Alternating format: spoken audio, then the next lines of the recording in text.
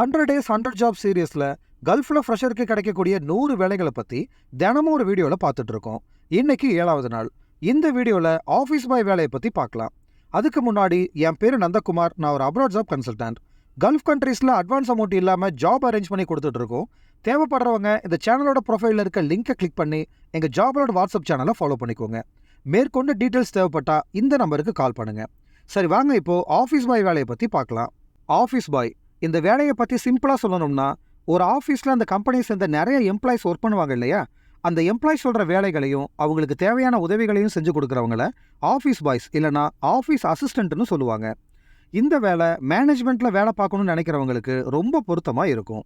இந்த office boy என்னென்ன வேலையெல்லாம் செய்வாங்கன்னா, அவங்க வேலை செய்கிற ஆஃபீஸை ஓப்பன் பண்ணுறது, ஆஃபீஸ் டைம் முடிஞ்சதும் க்ளோஸ் பண்ணுறது, ஆஃபீஸ் ஏரியாவை சுத்தமாக வச்சுக்கிறது, ஒர்க் பண்ணுற ஸ்டாஃப்ஸ் கொடுக்குற டாக்குமெண்ட்ஸை ஸ்கேன் பண்ணி கொடுக்கறது, ஜெராக்ஸ் போட்டு கொடுக்கறது, ஸ்டாஃபுக்கு தேவைப்படும் போது டீ காஃபி இதெல்லாம் போட்டு கொடுக்கறது, ஆஃபீஸ் மீட்டிங் நடக்கும்போதும் பார்ட்டி நடக்கும்போதும் மீட்டிங் ஹால் பார்ட்டி ஹால் இதெல்லாம் ரெடி பண்ணி வைக்கிறது, மீட்டிங்க்கும் பார்ட்டிக்கும் தேவையான டீ காஃபி ஸ்நாக்ஸ் இதெல்லாம் அரேஞ்ச் பண்ணி கொடுக்கறது, ஆஃபீஸ்க்கு வர லெட்டர்ஸ் கொரியர்ஸ் இதெல்லாம் சம்மந்தப்பட்டவங்களுக்கு கொண்டு போய் கொடுக்கறது, ஆஃபீஸ்க்கு ஜென்ரலாக வர ஃபோன் கால்ஸை அட்டன் பண்ணி பேசுறது, ஆஃபீஸ்க்கு கெஸ்ட் இல்லைனா விசிட்டர்ஸ் யாராவது வராங்கன்னா அவங்கள கவனிச்சுக்கிறது, இந்த மாதிரியான வேலைகள் எல்லாம் செய்வாங்க. ஒரு சில ஆஃபீஸில் மட்டும் கிளீனிங் வேலையையும் ஆஃபீஸ் பாய் சேர்த்து செய்கிற மாதிரி இருக்கும். இந்த வேலைக்கு அப்ளை பண்ண உங்களுக்கு எக்ஸ்பீரியன்ஸ் இருக்கணுன்ற அவசியம் இல்லை.